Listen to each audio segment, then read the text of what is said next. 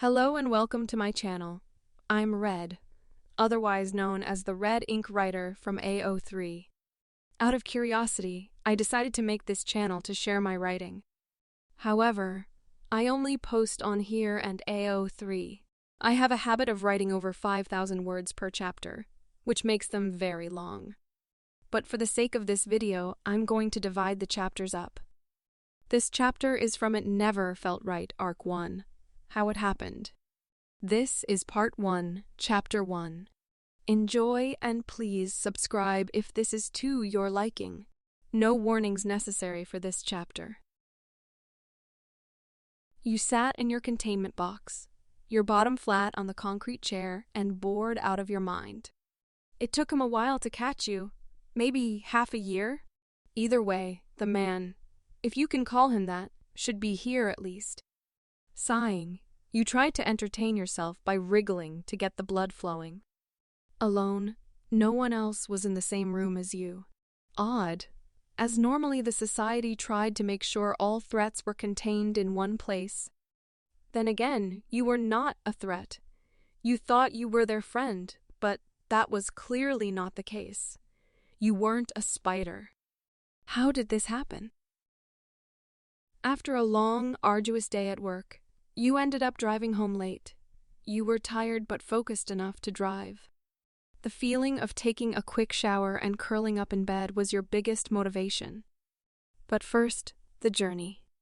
As you followed the quiet road, you saw the tunnel ahead. Normally, you could see the lights inside it. But this time, it was pitch black. Checking your rear-view mirror, you noticed that no cars were behind you, so you slowed down the car as you approached. Even when you got closer, there was not a single source of light inside. Either due to tiredness, or you've been staring at it for too long. The edges of the tunnel looked like thin, moving lines that stirred like gentle waves. It made your skin crawl. Sensing something was wrong, you hit the reverse pedal and tried to get away from it until a lorry, speeding around the bend, smashed into your side and threw you into the black abyss. When you woke up, all you could remember was the airbag in your face. Your head turned to the side, something leaking down your face, down your lips. Your body felt numb. But there was light now, daylight perhaps.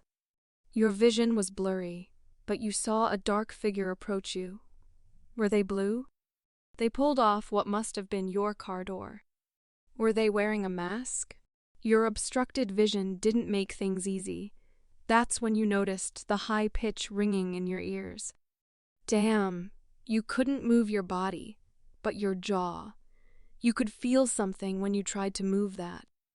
The figure gently pulled you out of the driver's seat, keeping you close, supporting your neck and using two large arms. It was so bright, but the figure's head blocked the sun. Their shoulders were either very broad, maybe this was a special uniform for accidents, or they just had very thick padding. But either way, you tried to smile, grateful someone was helping you. Typical you, even when you could be dying, you had to break the silence. You're big. Then the world went black. Normally, Spider-Man 2099, otherwise known as Miguel O'Hara, didn't go on field duty this much. But after the Miles Morales incident, he needed to blow off some steam. And rescuing Earth 730,784 from multiverse villains was doing just the job. The anomalies were grouped together. A red scorpion, blue rhino, a sparkling sandman, and a two-headed lizard were all out cold, wrapped in red web and ready for the pickup. Are we good to go? A female spider asked casually as she looked over the villains. We're good whenever you're ready, boss, replied a male spider. As Miguel did the last-minute checks, everything seemed to be in order. Yeah, we're good. He grabbed the two-headed lizard and threw him over his shoulder before casually pressing some buttons on his watch. At the exact moment his portal opened, so did yours. In the sky, your car came hurtling down towards a large statue in the middle of a fountain. Within a second, Miguel and the other spiders created a large web catching you, but not stopping the car entirely from crushing the top of the statue. Cautiously, Miguel approached, and that's when he saw you for the first time. Covered in blood and face looking in his direction. Miguel saw that one side of your car was crushed, and for a moment he thought that you were already dead. But he ripped the car door open to get a better look at you. The light was obstructing his vision.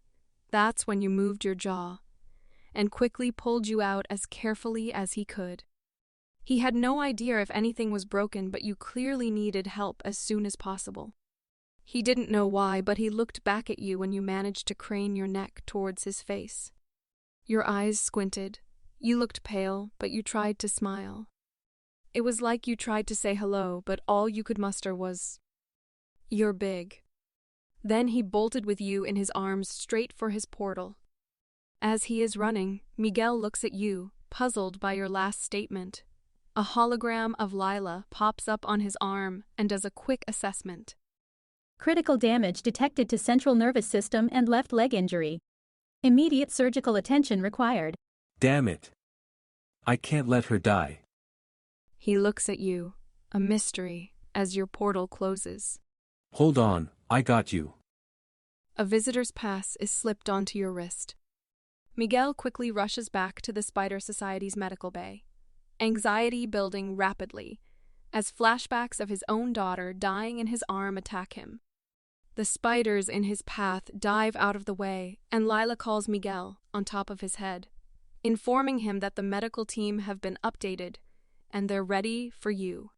Outside the entrance, there is a team of spider people dressed in white doctor coats and nurse scrubs with a bed waiting for you. He puts you onto the bed and watches as they quickly wheel you away. Good job, boss. Another one saved. Lila sounds as cheery as always, but Miguel feels otherwise. Look into the history of this new individual and get me some information on the black portal. This could be remnants from the spot. Please. Already done it, boss.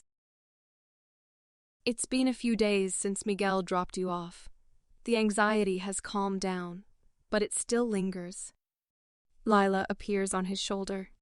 Hey, boss, got word from the hospital.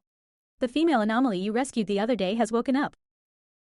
Does she remember what happened? Apparently, she was driving home from work when the portal appeared. Another driver smashed her vehicle into it, but it looks like only she was dragged in. What is her condition? Is she okay? Any chance that she is dangerous to herself or others? Lila replies. She is stable now and she shows no signs of being a threat. Propping her head on her hands and glitching to his ear, Lila asks, Why you want to visit her? No. Smiling from ear to ear. Come on. No. I know you want to. She sang. No. You've been brooding about the whole possible dying in your arms thing since it happened. Come on, check on her. You'll feel better when you know she's okay. For a moment, Miguel glares at the AI. Fine. What hospital and what room number? When Miguel arrives, through the window like a typical spider, he enters a long, pristine corridor. No one questions him. The masses part ways for him like the Red Sea, and allow him to get to his destination. He sees you propped up in your bed with a tray of dinner.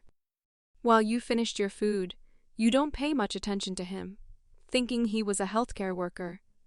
But you do when he walks closer.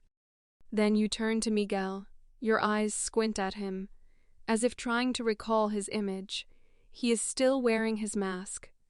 And then suddenly you light up. Hey, it's you. I think you're the one who rescued me. Thank you so much. You nearly hop out of bed to stand up, but wince in pain as your body was still recovering.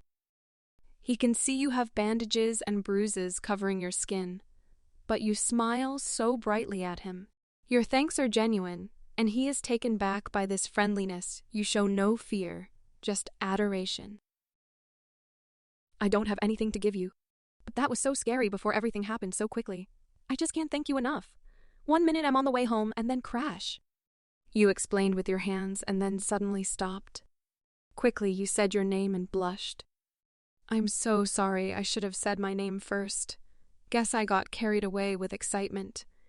Meeting my savior and all.